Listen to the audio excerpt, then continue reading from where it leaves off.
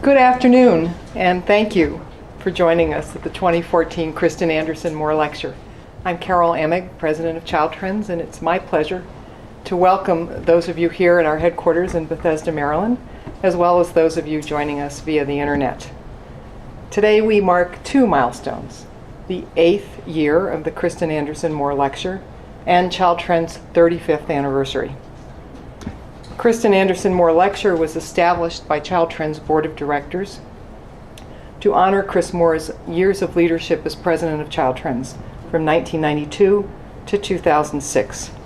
We're fortunate that Kris remains with us and an integral part of Child Trends today, serving as our senior scholar. In that role, she leads innovative research that is truly building the field of knowledge about effective programs and interventions for children and youth. Over the course of her career, Kris's research has built the nation's knowledge about a wide range of critical issues, from teen childbearing to childhood poverty to youth development, to name just a few. Her peer-reviewed publications, which are extensive in number, continue to set the standard for excellence in social science research. Equally important, Kris is a trusted advisor to leading foundations, major youth-serving organizations, Congress, and federal agencies. We're fortunate here at Child Trends to count her as a colleague, a mentor, and a friend, and we're happy to have this annual occasion to honor her many, many accomplishments, especially today as Child Trends marks its 35th year. Child Trends began in 1979 with two staff working out of the offices of the Foundation for Child Development. When Kris joined in 1982, there were 4 staff. Today, with more than 120 staff here in Bethesda and in offices in Minnesota and in North Carolina, Child Trends is the largest independent research center focused exclusively on improving the lives and prospects of children and youth. We take that mission very, very seriously. Through data analysis, program evaluation, technical assistance, and communications, we are tackling some of the most challenging issues facing children and youth today, here in the United States and increasingly around the world. And at 35 years old, we're just getting started. So it's my pleasure now to introduce Kristin Anderson Moore.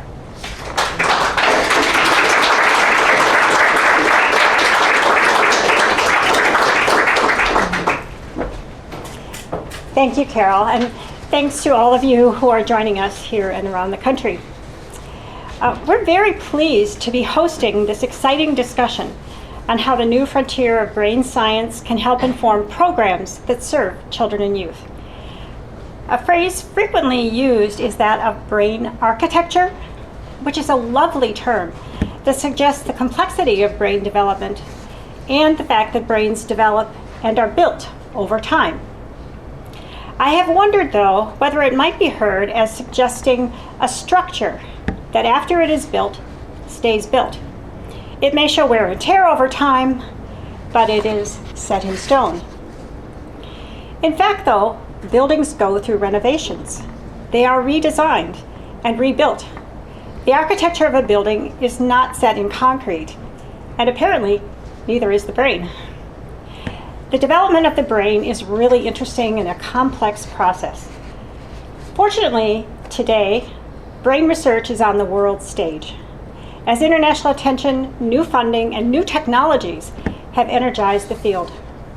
Neuroscientists are finding out so much more about how our brain develops, how they work, and the kinds of things that impact the brain's ability to function well and to respond to trauma. What does this new brain research mean for those of us in the field of child and youth development and services? What do we know, and what are we likely to learn in the near future that may impact our work as neuroscientists find out more about our brains?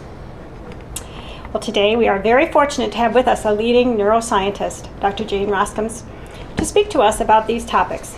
Jane has spent the last 17 years as a professor in the Brain Research Center, directing a lab on neural regeneration and brain repair at the University of British Columbia in Vancouver, Canada. She's recently been appointed as Executive Director of the Allen Institute for Brain Science in Seattle.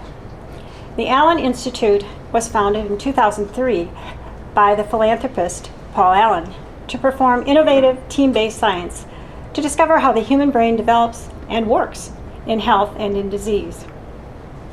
They have spearheaded open access big data in brain research, and they were refunded in 2012 for another 10 years. The Allen Institute works closely with the BRAIN Project. That's the Brain Research Through Advancing Innovative Neurotechnologies project, launched by the White House in 2013 to enhance our understanding of the human brain. Together, these projects aim to accelerate and revolutionize discovery in human brain research. You will then hear from two respondents.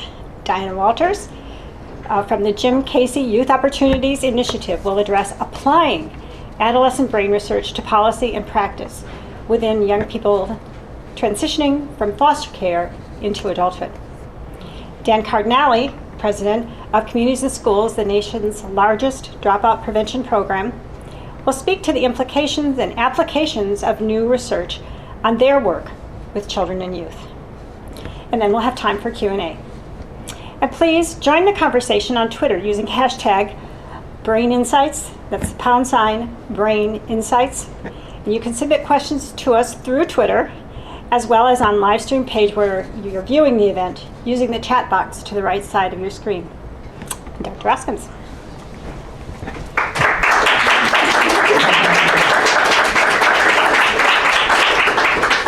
Okay, thank you very much for the invitation to come and speak to you. I've already had some fascinating discussions here today, and I look forward to more in a few minutes after we've all given our official presentations. So I don't want to hold us back anymore, so I'm going to launch into a presentation where you will hear a number of terms you may have not heard in this kind of context before, and I hope I explain them thoroughly. If not, please ask questions when we get to the discussion part.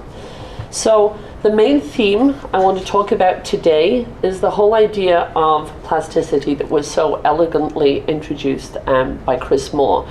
Plasticity is a term that's used a lot out there in the big wide world, also used in different contexts in the world of neuroscience. Plasticity in the context you will hear it used today is not just that the brain can physically remodel itself depending on its stimulation environment and the body environment, but also that each cell in the brain can be a little more plastic and work faster or slower in the context of those circuits, depending on what's happening in the world beyond where that cell resides. So I want to start off with this, and I want you to keep thinking about curves during the talk. So this looks like a boring graph, and scientists like to put things in a distribution, and you will have seen this kind of a curve in many different contexts. So this is called a Gaussian normal distribution of something. And down here at the bottom, you commonly see these things for things like birth weight, but they're commonly used for athletic ability of a population, musical ability, IQ, emotional Q, the age to walk, talk, read, do math, even things like capacity for joy of an individual child or young person can be put on a graph like this. And you're all probably now instantly thinking of a group of children that you've known. And some of them are just way up here in the joy index. And some of them are down here, a little quieter, a little more introspective, and a little more deeply removed from that aspect of joy. All children begin on curves. We all begun with in somewhere on one of these curves with respect to many of these abilities below. But we didn't finish up there. And the reason why we didn't finish up there is because of the life we led during our childhood, during our adolescence, and continue to lead as adults. You may have started off here in the median, but your curve shifts depending on where you spend your time, what you do, and your brain changes how it operates your body and interacts with the world around it as your curve is shifting. So I want you to think of that curve shifting as I go through the rest of the talk. So Kris used the analogy of a building, which is absolutely the case. Also, I like to think of every brain being built like a community. So rather than go into all the nitty-gritty details of the parts of the brain, I want you to remember the following things. So cells, neurons, are the building blocks of different structures within the brain. So when our brain is built in an embryo, we build the important parts first. The parts that will drive our heart, the parts that will drive the fundamental functions that we don't even need to think about. And then later in development, the specialty things get added in on top. So nerve fibers or tracts that you will read about and hear about form the highways that go between those structures. If you think of it in terms of a community, you've got the home, the school, the grocery store, and the Starbucks and the liquor store get added in later.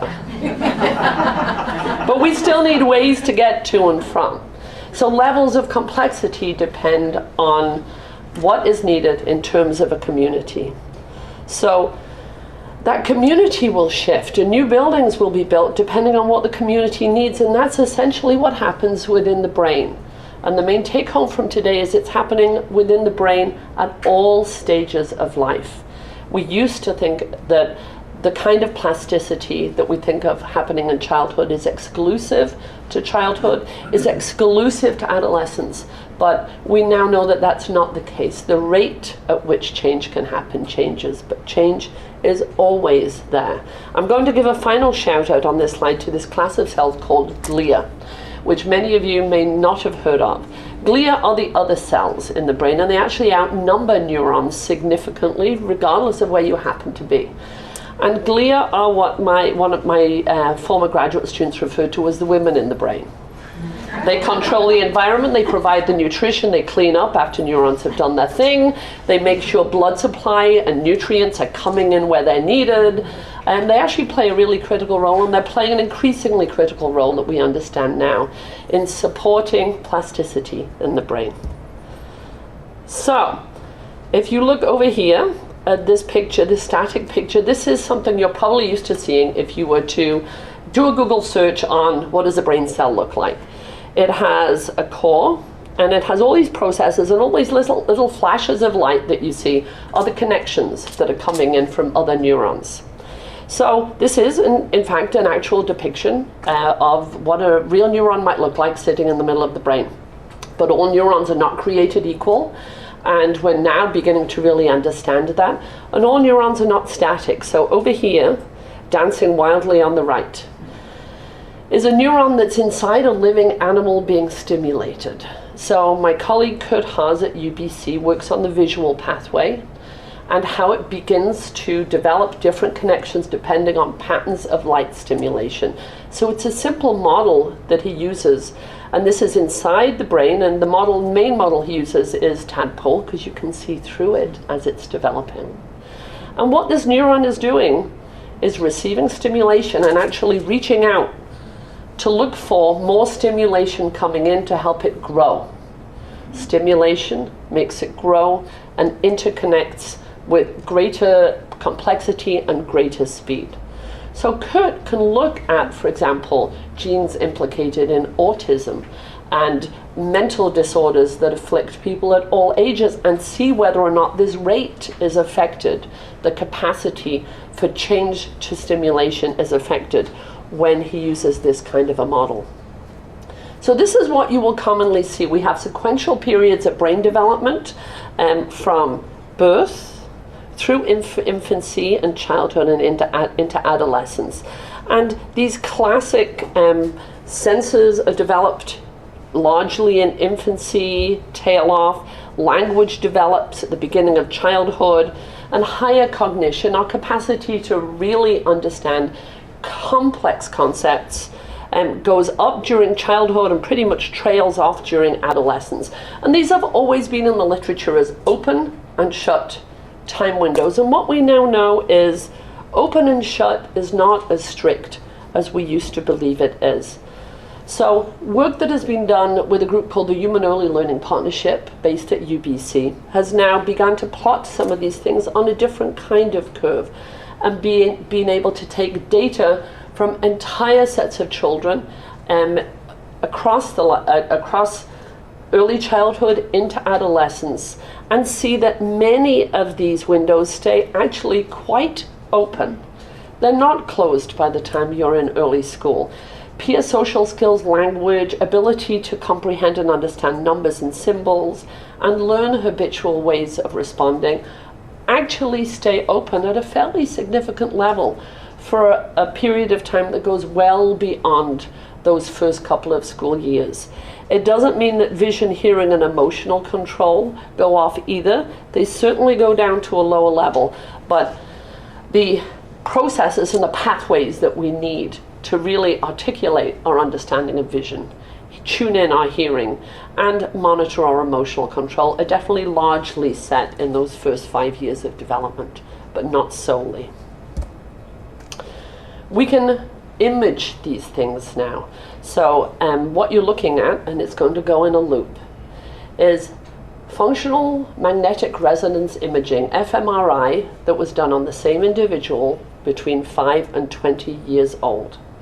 And blue is learning.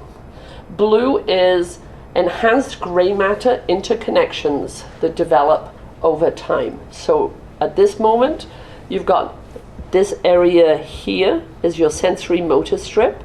So from 5 to about 8 years old, they're developing fine motor coordination, and the pathways there are developing in that moment in time. And up here, later, close between 15 and 20, your prefrontal cortex that allows you to make really good, measured, and careful decisions is finally developing.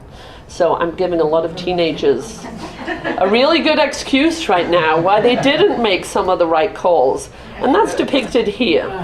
I found this and I couldn't resist showing it immediately after that last slide. I just sent my 17-year-old daughter off to university. And I know her rebellion center was well developed during her teen years. I think we've all had the love for parents, hate for parents, yin and yang, that we've experienced with a lot of our kids during those years. And I particularly like the memories for chores. Tiny little area down here. She's probably watching this and cringing right now. But all hell breaks loose during those teen years. Hormones get loaded on board. Hormones directly impact some of those pathways differently.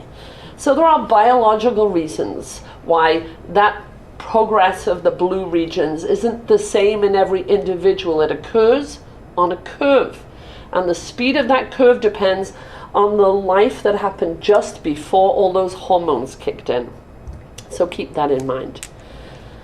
At the Allen Institute, we're doing many different things, but our main focus is how do we take the form of those constantly seeking neurons trying to make new connections, put them together with how they function, how they interconnect with other brain regions. So I don't want you to try to understand the slide that you're seeing in front of you. Just understand that from the data that we're collecting, which is enormous in its size, we've collected 3 petabytes of data. I didn't even know what a petabyte was until I started interacting with the Allen and joining them. But essentially, all these colors show the regions that are interconnected together. And we can see this now and understand it in a way that we couldn't possibly have done 10 years ago. We just didn't have the technology to be able to do this. So we're now starting to see, so the work of Lydia Ng, I put her name down here, and her team, we're starting to really see some of these fine connections and understand the side roads that are created during plasticity that we could never really see before because we just didn't have the technology to do it. So I want you, I'm going to stop this right at that moment. In your brain right now, your own maps are changing. This is one of the main themes of the work that we're doing at the Allen Institute, and that's now being done in the big data projects that are being conducted both here and in Europe. If you envisage this as a neuron just after you're born, It's waiting for its inputs. You're experiencing life for the very first time.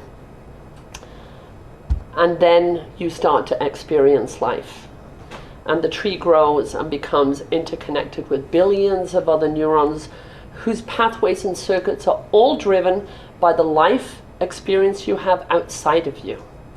And all the features of that we're going to go over here in just a second. The one thing I want to point out here is it's not just that these are growing. They're growing because they have enough of the building blocks, enough nutrition to be able to help build a neuron into a bigger framework. And they're changing how they're using their own DNA and genetic code in response to life experiences. Many things, stimulation, nutrition, exercise, stress, can modify how well that growth rate can occur. I want to show an example of this, all those colors. Just remember that red interconnects with red, blue interconnects with blue, green interconnects with green, and we can put these maps together now and see this. I've got a big arrow pointing to here. So this is one hemisphere of the brain, and this is the other hemisphere in cross-section. You see this big green tract over here? You don't see it over here on the other side. So this is from, we can model experiments, and this is from a mouse experiment, where on one side you get a lot of stimulation, either sensory or motor, and on the other side you deprive. And we can use these labeling technologies to say, oh my goodness, that pathway practically disappears over a short period of time of deprivation, but doesn't completely disappear. What you can't see here are the thin green processes that can regrow and reconnect if you get the right kind of stimulation on the other side. So I want you to remember that in terms of shifting your curve. You can shift the curve on the left-hand side of the brain with the right kind of intervention to match the right-hand side of the brain. Unless this is disrupted by trauma. Or sometimes because it's disrupted by trauma, the left-hand side of the brain that you just looked at, oh, I'm going to have to hurry. The left-hand side you just looked at could have happened because of a traumatic episode, physically. So physical trauma can disrupt those neural circuits. The glia that need to support the regrowth of those circuits themselves could change. And sometimes in that response they churn out chemicals, chemokines we call them largely, that will then affect a chronic state in the brain that causes it to be less able to adapt and be plastic. So what can we do about this? Well, we can use experiments to identify some pathways that are more vulnerable than others. One of the big good news things coming out of brain research in the last couple of years has been the whole idea that new neurons are produced. Now, we've known this in animal models for the last 10 to 15 years, that certain brain regions in mouse, rat, and different experimental models can make new neurons and integrate them into a circuit. Data that has just come out in the last 2 years is showing us that, in fact, human brains are way more capable of this than the mouse or rat models that we've been using to study it, even looking out to people who are 80, 90 years old. So there's hope for all of us. Individual responses to brain trauma vary widely, where children, and yes, even adolescents, are far better at rewiring. It can vary with gender, depending on the type or the age at which the trauma happens. But what we do know, whether it's physical or emotional trauma in an experimental setting, is that all individuals that are given appropriate intervention can improve and enhance their capacity of the regions that are the most affected. The successful response depends a great deal on how the stage was set before the trauma happened, what the prior experience was before that. And in the last few minutes, I want to talk to you about the idea that we each carry an epigenetic signature of our prior life's experience that will provide clues to the likely success of any intervention that we want to use to enhance our capacity to recover from trauma. So this term epigenetics is something that's coming up a lot more in the popular press. It's coming up a lot more in different areas of neuroscience. It means above or in addition to genetics. That sounds, again, like a scientific term. But it stands at the center of modern medicine because Epigenetics tells us that how we use our DNA can change. Our sequence will not change. It's the sequence that we were born with. But the chunks of DNA that you may need to call upon to overcome a disease in your immune system or a problem in your brain can be twisted and folded in a way that makes them less accessible or more accessible, depending on whether you've suffered stress, drugs of abuse, physical activity can change this, obesity can change this.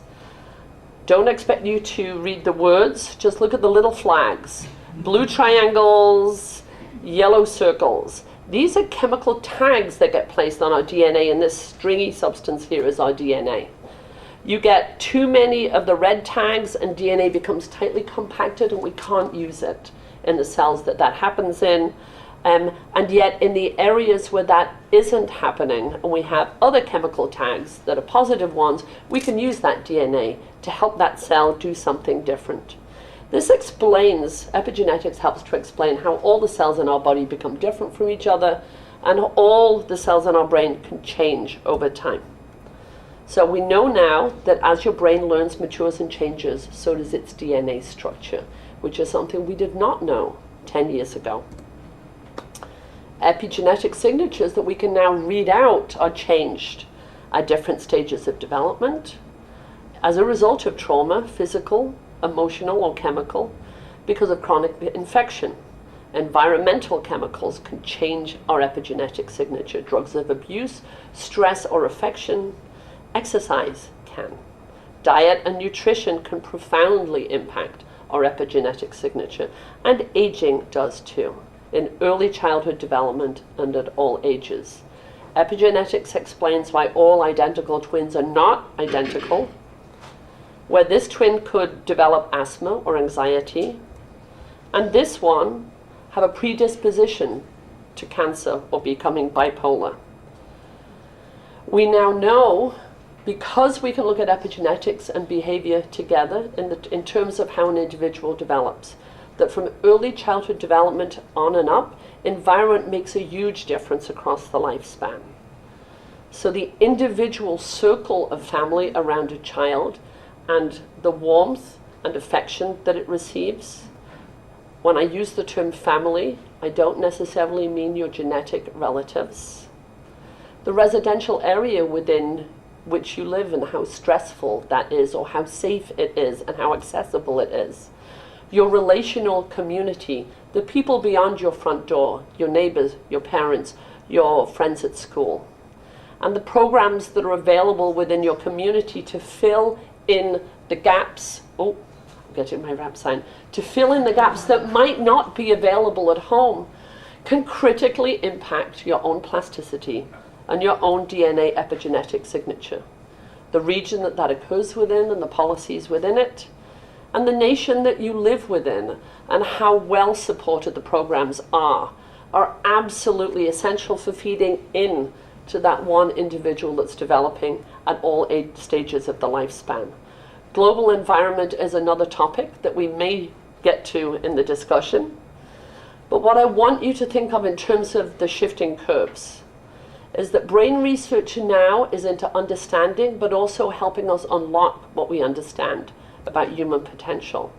Even Time magazine understands that your DNA is not your destiny. And epigenetics is giving us a chance to understand how that gap between nature and nurture can be understood and used as a positive sense for good. Your behavioral, intellectual environment and your supportive, effective environment can create all kinds of positive changes in your plasticity, your neurogenesis, and your epigenetic signature. These are not things that require drug intervention. They require understanding that the right kind of support and stimulation can make an enormous amount of difference and offset stress, inactivity, obesity, depression that can result from that, neglect, trauma, or exposure to drugs of abuse. Now is the time for us to really begin to use brain research to help. I wrote down what I meant by this, because I wanted to make sure I got it right. Hope is the belief that you have the power to do something to impact the lives of children at all ages, all ethnicities, and from all parts of the world. That may sound like a very global statement for a brain researcher to use, but building on top of the investment that has been made in the Human Genome Project, in biomedical ventures, engineering ventures all over the world, the production of children who are really good at math and computing are the people that we depend on to now help us develop the models that will understand big data better. At the Allen Institute, we are working in parallel with the Brain Initiative and in concert with the Brain Initiative, and also with the Human Brain Project in Europe. All of these are big data projects aimed at understanding how the human brain can affect change and our understanding of change in this world. Just after I was born, John F. Kennedy gave a speech and said, "We choose to go to the moon." And a lot of people thought that maybe he might not achieve it. Most of the people who several years later helped him achieve that were not graduates from school at that time. We know now that at this moment in time, the same thing will apply to what we understand in the brain 10 years from now.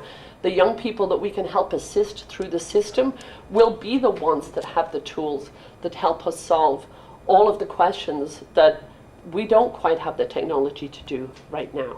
So I'm going to leave this up as a final statement.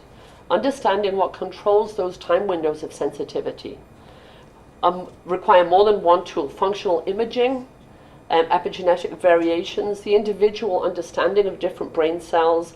All of these things together will make big data that the young generation will help us understand, so that we can use this to guide what appropriate interventions may be to shift the curves of people who aren't quite so lucky, and allow us to carefully revisit and retrain the most vulnerable and critical pathways at the right time to support the well-being of every human being.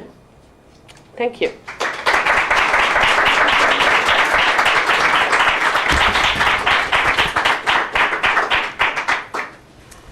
Thank you very much for that interesting and very hopeful, optimistic translation of brain science.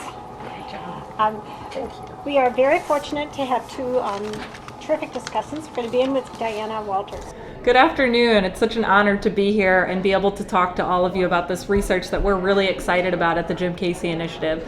So as you just heard, my name is Dianna Walters, and I'm a policy associate with the Jim Casey Youth Opportunities Initiative. We are a national foundation that focuses on improving the outcomes of young people aged 14 to 25 who are transitioning from foster care to adulthood. We're currently partnering with 18 different states across the nation as we work together towards our shared vision of making sure that all young people, the nearly 30,000 who age out of foster care each year, that they have the same opportunities and supports as their peers that are needed for a successful transition to adulthood. Youth engagement is a foundational strategy of ours, and it's through youth engagement that we've seen amazing policy and practice achievements at both the state and national levels. When we began working with the research on adolescent brain development, we call it our phase 1 of brain development, we released a report that highlighted a few themes that you heard from Jane this morning. The first is that the brain isn't done yet by age 6 as was previously believed. As Jane said, there's two windows, early childhood and adolescence and young adulthood, where there's enhanced brain development occurring. Now your brain's always changing throughout your lifetime, but there's these two windows that it's happening at a faster rate. And this also varies by gender. So we learned that girls' brains aren't fully developed until about age 22, whereas boys' brains aren't fully developed until around age 25, or sometimes as late as age 30. I won't comment further on that. We also focused in on the idea that no young person is a lost cause. Because of what we've learned about the brain's ability to change its shape in response to experience, we know that there's no point of no return beyond which the right kind of trauma-informed services and supports cannot be effective in helping young people be resilient and lead productive and healthy, fulfilling adult lives. And finally, what we focused on disseminating to our networks and others is that The positive youth development field has known for a while that making sure young people have opportunities to lead their own lives and make connections with people, that was best practice. But the field of neuroscience has taught us that positive youth development is actually not just best practice, it's a neurological imperative. So as we were disseminating this information, we realized we really needed to help foster care systems make a culture shift in how they were viewing the way they work with these young people.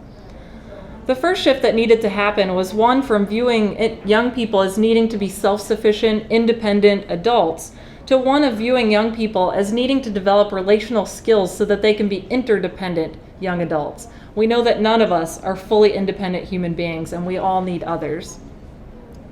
We also wanted to make a shift from child welfare systems that primarily focus on protecting young people and focusing just on eliminating risk, to also allowing young people opportunities to take responsibility for their own lives. And yes, that means child welfare systems need to be less risk averse than they are now, but we have to do it. Otherwise, it's a form of neglect to not allow these young people opportunities to use the parts of their brains that are developing during this time period.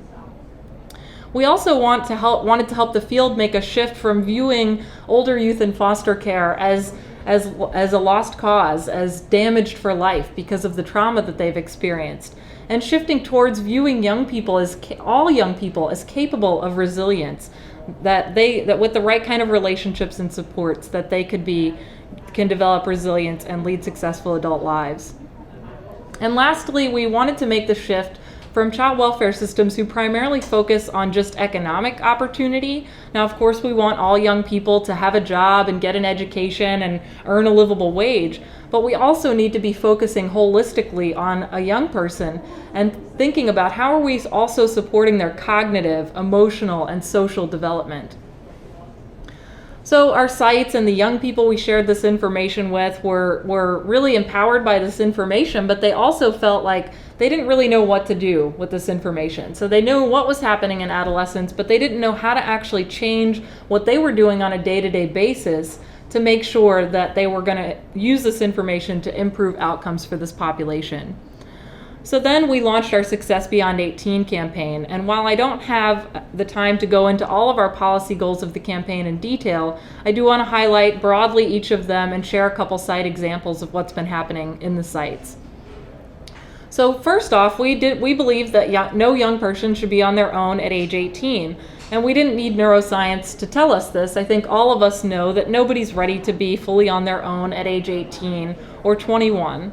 So we've been encouraging states to extend foster care beyond age 18, and not just to extend it and do foster care as usual, because we know that doesn't lead to good outcomes, but to extend it and redesign the services being provided so that young people are being provided with developmentally appropriate services and supports that are really going to change their lives. Maine became this year the first state in the nation to put in statute continued support for young people who have aged out of foster care through the age of 27 if they're attending a post-secondary educational institution. They're also working with care providers to help promote this culture shift in all of the areas I identified so that young people are leaving foster care ready, willing, and able to lead successful adult lives. In Indiana, we have seen some really amazing work being done there to promote this culture shift in their extended foster care program.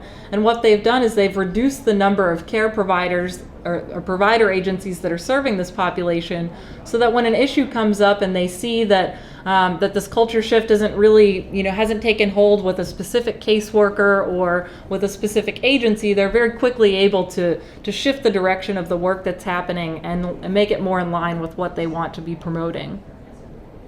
We also, for a second policy goal, we're focusing on making sure that young people were able to have a say in their futures. So this is so important. Tennessee has been working to make sure young people are meaningfully engaged in their case planning by having young people actually be redesigning the program and developing training materials, conducting regular trainings with the caseworkers who are working with older youth to make sure that they know how what young people need to be prepared and supported to be engaged in their case planning. Iowa has also implemented a new quality assurance system to make sure that this culture shift is happening in their state. They're surveying young people directly to say, to hear from them, were you meaningfully engaged in your case planning? Did you feel prepared and supported to lead your case plan, and were the outcomes happening that you wanted to happen? And finally, our last policy goal is focused around making sure that there are better oversight systems so that there is more accountability for the improved life outcomes we want to see. And we have some sites who are developing tools for young people so that they know their rights and know how to advocate for themselves in the courtroom, but also developing tools for judges and administrative reviewers so that they know what outcomes they should be looking for when they're speaking to young people in the courtroom. And finally, I just would encourage all of you to visit our website at jimcaseyouth.org and check out all the great resources we have on applying this research to successful transitions for young people from foster care to adulthood. Thank you. Great. All right, thank you, Dianna. So I'm going to try and be brief so we have time for some questions. My name is Dan Cardinali. I'm the CEO of Communities and Schools. We're the nation's largest dropout prevention network. We work in about 2,200 public schools, primarily that are very, very poor, with young people in the K through 12 space that are under siege, primarily due to the poverty in which they live every day. So a couple of things about today that I think are really important. So how do we make sense of all this, right? We have 4,500 staff in 375 school districts. Very wide range of capacity to actually take the time to metabolize this information. So I want to say a couple of things. First of all, I think we want to be very careful not to get in front of what we're learning.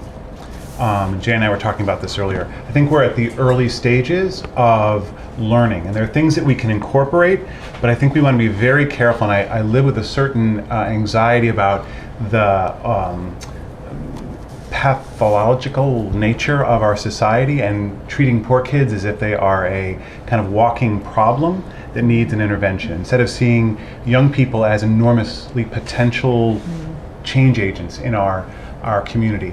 You made this point a number of times, Jane, about there is just great hope in the plasticity of the brain, and I think we want to kind of keep that alive and also be patient, that we get some stabilized understanding before we leap into action. So I just want to, as an opening comment, for someone who's been around this work for a long time, we've seen lots of trends, and the last thing that kids in distress situations need is another kind of whiplash set of interventions that are kind of the intervention du jour, are here today, gone tomorrow. So that's point number one I want to make. Number two is something that I think is critical about this insight, and that's this notion of environments. That environments are incredibly important in supporting, and I love this term of moving the curve. So regardless of where a child finds him or herself in the moment, environments are either going to facilitate or frustrate the ability for that child to realize his or her potential, to move them down the curve. And there's high potential that doesn't just happen in early childhood, which we've had a lot of public policy and a lot of economic investment in, but we know that there is a period well beyond that that requires equal amounts of attention to environment and intervention. And it raises a question about our own value system in the country regarding whether we think an adolescent really is a moral being, and therefore we're going to hold that person accountable. They should be kind of fully arrived. And if you look at funding curves, it reflects that. In early childhood, you see really great investments, and it tapers off as a child gets older. Meanwhile, there's this huge developmental opportunity in adolescence, and we are under-resourcing. So there's a way, I think, to do what we know is effective practice and put good money behind it. The third thing is something about public education. We work in public education, and that is something about being student-centric.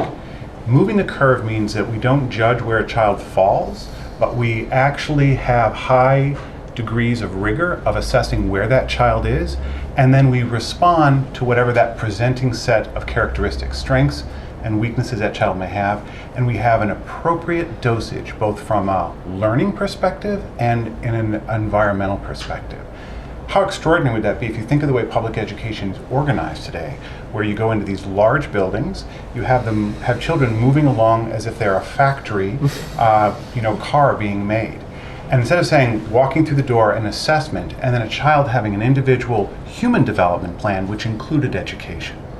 So these are exciting trends that I think the science is supporting. We're seeing it certainly in the discourse in public education. So allowing this work to really influence how we go about delivering public education and stop limiting our notions of public education to just academic outcomes and looking at moving the curve holistically. Wouldn't that be an extraordinary way to think about allocating our resources? Which leads to my third point. We as an organization have trained site coordinators, or like social workers and passionate parents in schools. Their job is to integrate all of the resources in the community with what's going on in the education space. The challenge we have is that we have siloed sets of resources which are inefficiently allocated. So I think from a public policy point of view, we don't have to wait. We can begin to reformulate how resources follow the children and provide an environment of support that gets better and better over time as the science catches up. So the last thing I'll say is this.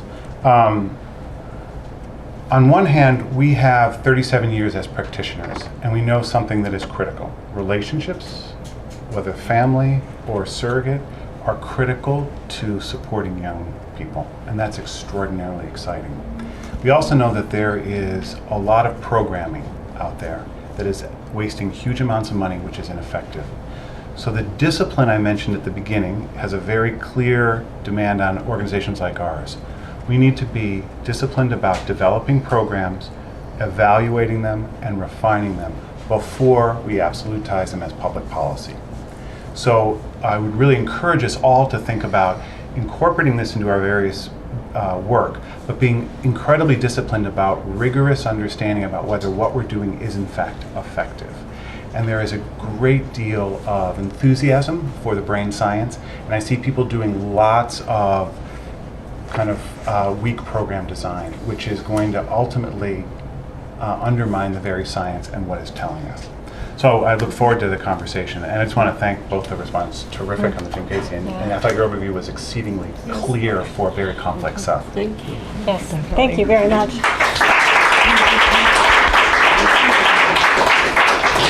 So a question, I think when a lot of people hear about brain science, they think about tutoring and cognitive stimulation and that kind of thing, and I'm gathering from, think about Beethoven. From what you're talking about, it's much broader than that. Can you give some concrete examples of how to foster the good development of a brain? I touched on this in lists. And I do want to be really clear that, Beethoven's awesome. No problem with Beethoven. Beethoven was an awesome composer. There's lots of other musicians out there that most adolescents would rather listen to. We know that kids who are engaged in music, moving their body to it, playing it, singing it, are better at math. They're processing complex information, and the same talents that they use and pathways in their brain for processing that complex information puts them up the curve on math and physics. We're now being able to see the pathways that are affected by that and understand that that's great, but it's not just that. If that's happening in the exclusion of strong social interactions, adequate nutrition, and when I say adequate nutrition, you don't have to be talking gourmet organic food, covering the basics. And the one thing that the brain does more than any other organ is it gets what it needs. It is enormously talented at sucking everything that it needs to function as optimally as it can, at the expense of sometimes the rest of the body. So we know that you need to get some good food in there. We know you need to have social interaction. You need to have stimulation of varying different kinds in the environment and affection. You throw something like music, whether it's Beethoven or Eminem, into that, and you've got a kid that is fired up and ready to get better at math. More the better. So can I just put a fine point on, I think, an excellent point. So if you think about food insecurity and the prevalence of it in the United States, so we compromise Beethoven or Eminem when we don't have the basic sets of supports for young people. So this is my point earlier about where we intervene. There's kind of some irrefutable things I'm beginning, like there are some, if you don't have nutrition, then you compromise the rest of the things going on. And so I think that has real implications about a prioritization about what we do, both from a practitioner point of view and public policy. School meal programs, man. Nutritious school meal programs. Yeah, no, absolutely. can probably do more than a good math teacher. I'd love to highlight that for a second. Right? Not that I have anything against good math teachers, but no, honestly. Right. And so the single biggest thing in the 2,200 public schools that we bring into the school every year, the highest frequency, are access to food banks, clothing, and shelter. Interesting. So a question that came in over Twitter. Is it ever appropriate to say the brain is done developing? No. No, and I mean, I think one of the most astonishing things last year, the group in Sweden that finally managed to look at neurogenesis in aged humans, people just sat back and went, whoa, hold on a minute. The hippocampus, which is the area of the brain that many of you may not have heard of, is the seat of our memory. It's where Alzheimer's really takes a hold. And that's where the maximum rate of new neurons can be input in rats and mice. But when they looked at the data in aged humans, they were shocked. They're looking at a rate 100-fold higher than we see in healthy aged humans. 100-fold higher than we saw in any of the organisms that we used to study this. So that's adding circuitry in. So no, and that's not even that plasticity of interconnecting, that's adding new components into the system in 85-year-old brains. So it's actually very exciting. So a question about, we talked about how to foster brain development, but could you explain how trauma and poverty undermine brain development? What is it that actually happens? Poverty is a big umbrella, right? It isn't just, one condition. It comes with a burden, and I'm not an expert on poverty, but I grew up in a fairly working class area, and I have lived in areas where my kids have gone to schools with children who live in marginalized, impoverished situations. And it isn't just that they might not have adequate nutrition. Usually that comes with a series of stressors, and they probably don't have an attentive community helping them learn to read at an early age, which sets them back, sets their curve in this direction. They're probably not engaged in community sports or music or things where they'll really learn how to work as a team in a social framework. Sometimes they do because of programs that are available, but poverty is a big umbrella with many factors under it, most of which fit under that negative umbrella, and the negative side of the seesaw that I showed. Kids who have the opportunity to be on a team or interact with other kids in a social setting are capable of many other,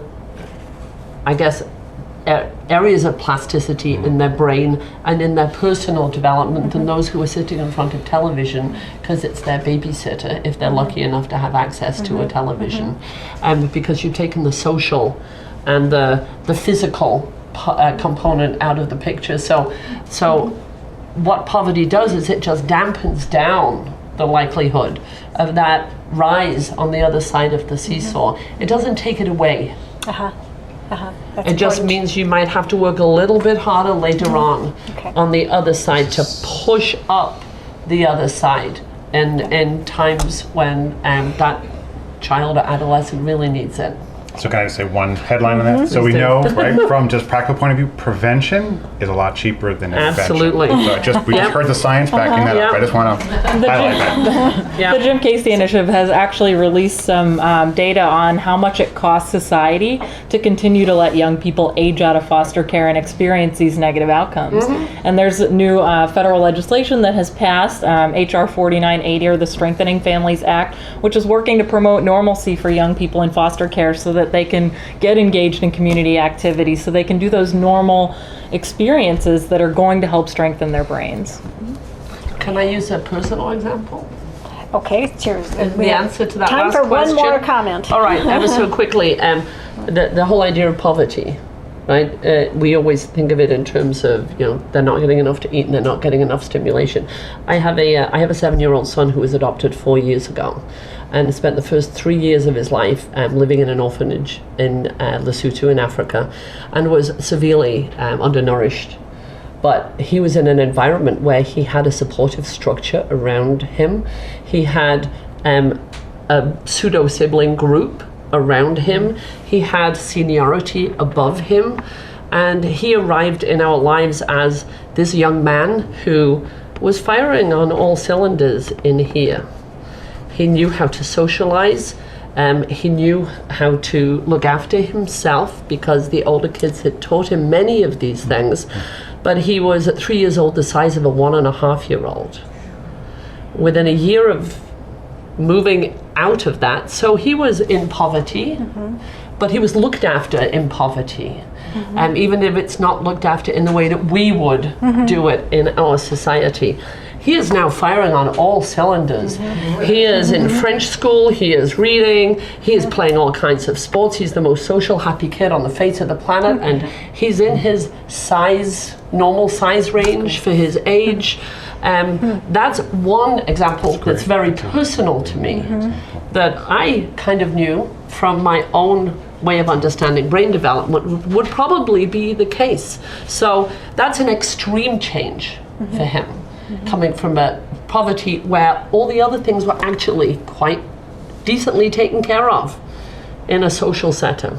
Is the inverse also true? It can be. That's great. It can be, yeah. Yeah, you can shift the curve the other direction too. Quick question, is this research being used in government and programs? Well, I'll go back to the Strengthening Families Act. I definitely believe that that this research has strongly influenced this legislation. There's requirements that young people by the age of 14 are being engaged in their case planning, which means that they're going to be practicing using those parts of their brain. The component for the reasonable and prudent parent standard is now going to be allowing foster parents to make those decisions so their kid can go on a sleepover, so they can join the sports team and participate in extracurricular activities. So there is influence. There's a lot farther to go. We're seeing at the state level a lot of policy and practice changes that are influenced by this research across all of our Jim Casey sites and then other states as well. So I would say that it is influencing it, but there's so much more work to be done to get this information out into the hands of policymakers, practitioners, caregivers, every adult that's interacting with young people and children at these critical developmental windows. Well, thank you, and thank you so much. We are out of time. Thank you, Jane, Dianna, and Dan. Thank you to our audience, both here and online. The YouTube posting of this lecture will be up in a couple of days, so please feel free to share it with others. And I just want to say thank you for this very hopeful message from the neuroscience community. Thank you.